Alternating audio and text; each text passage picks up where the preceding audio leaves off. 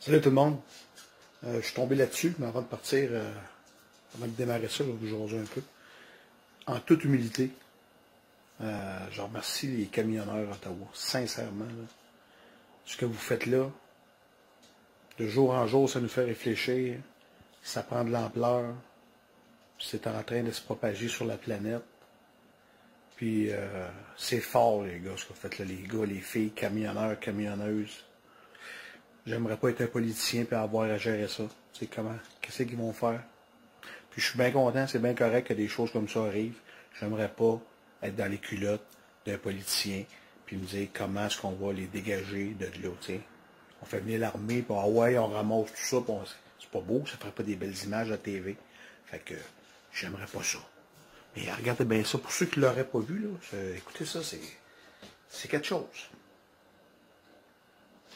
Nous évoquions hier la capitale canadienne, Ottawa, bloquée par les camions. En France, des opposants au pass vaccinal voudraient s'en inspirer. Ils appellent à rouler vers Paris le week-end prochain. Plus de 270 000 internautes les soutiennent sur le réseau social Facebook. Quel est le profil de ceux qui se revendiquent du convoi de la liberté? Peuvent-ils réellement bloquer la capitale? Laurence Naon, Abdel-Zouesh. Wow. Les routiers et manifestants canadiens ont tout proclamé convoi de la liberté. Après 11 jours de mobilisation, le mouvement commence à faire tache d'huile à travers le monde. En Nouvelle-Zélande, aux Pays-Bas, en Hongrie, les blocages s'organisent. Vont-ils atteindre les routes françaises? Sur les réseaux sociaux, une page Facebook réunit déjà plus de 277 000 membres. Pour certains, Ottawa est un exemple. Cet élan du Canada a remis en place la solidarité et je pense que chacun a espoir qu'on récupère aussi l'égalité et la liberté.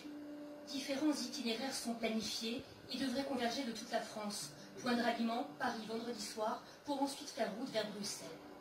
Plusieurs personnes appellent au rassemblement, comme cet homme, son pseudo Rémi Monde. Dans ses vidéos, les revendications dépassent largement les restrictions sanitaires liées au Covid. Faites appel à tous les gilets jaunes de France. On va manifester contre le pass. On va manifester contre les taxes sur l'énergie. À l'automne dernier, il créait déjà sur le réseau crypté Telegram un groupe baptisé On bloque tout. Et dès novembre, Je voulais vous montrer ça. Moi, ça me m'épate. Je me dis, wow, c'est parti du Canada, cette affaire-là. Le monde embarque.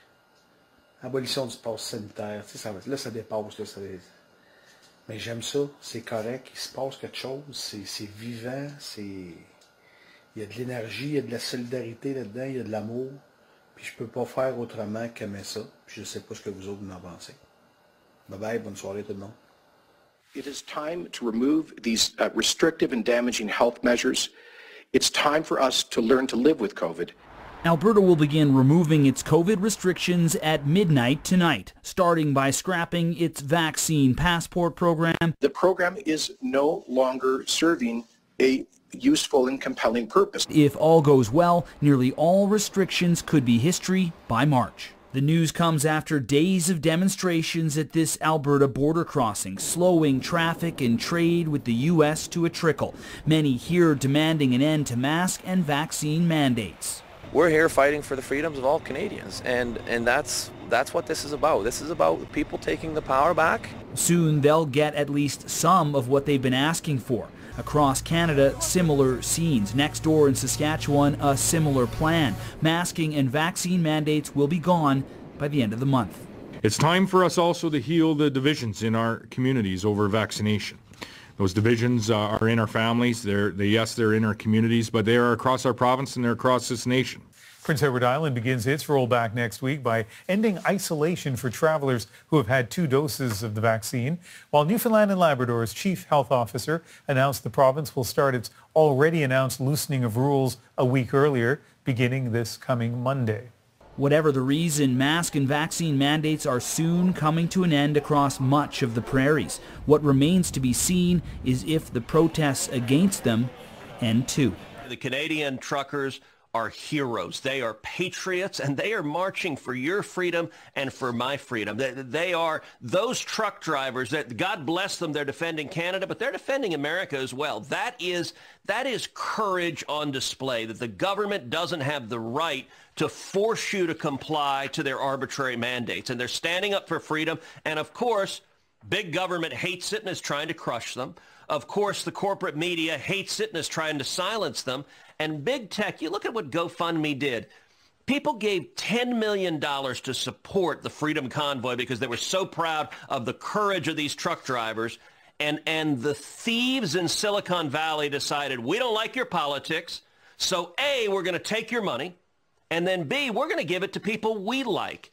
Listen, if anyone else did that, that is called theft. And so today, I sent a letter to the Federal Trade Commission asking that the FTC open an investigation into GoFundMe into whether they've committed deceptive trade practices, because when people gave money, they gave money under the promise it would go to the Freedom Convoy, not to whatever left-wing political ideology GoFundMe and other Silicon Valley companies support.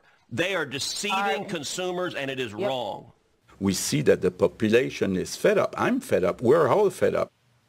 The Premier says with hospitalizations dropping, the province will start loosening some rules like gatherings in homes this weekend. The goal is to have many lifted by mid-March. However, mask mandates and vaccination passports will remain. La guerre, c'est contre le passeport vaccinal. Le passeport vaccinal, c'est une des pires chienneries que j'ai jamais eues. On espère, dans les prochaines semaines, rouvrir les restaurants, les salles de spectacle. Donc, être capable de remettre en place ce qu'il y avait avant Noël, c'est-à-dire le passeport vaccinal. Donc, ça veut dire que... Le passeport vaccinal, c'est une des pires chienneries que j'ai jamais eues. Ceux qui auront été vaccinés vont pouvoir aller au restaurant, aller dans une salle de spectacle, aller au cinéma, aller dans les grandes surfaces. Tu fais de la merde à tout le monde. Tu fais de la merde à ceux que tu as demandé d'être doublement vaccinés, qui attendent dehors comme du bétail. Tu fais de la merde aux gens qui tiennent l'économie au bout de leurs bras depuis 2 ans, qui sont les magasins, les ci, les ça. C'est fondamental. Il faut qu'on sorte de ça, là.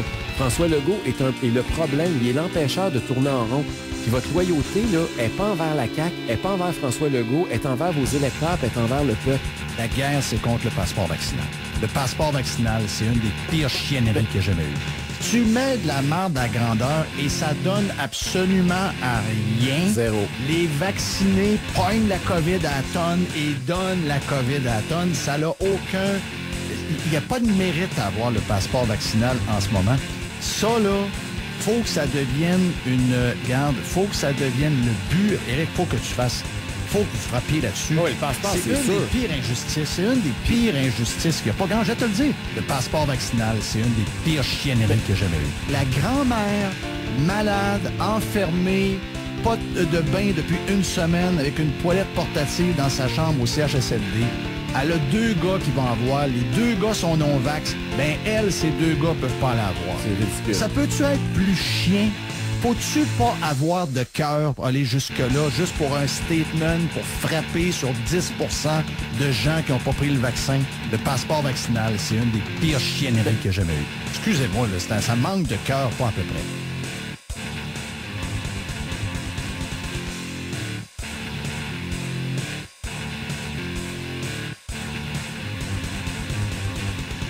La guerre, c'est contre le passeport vaccinal.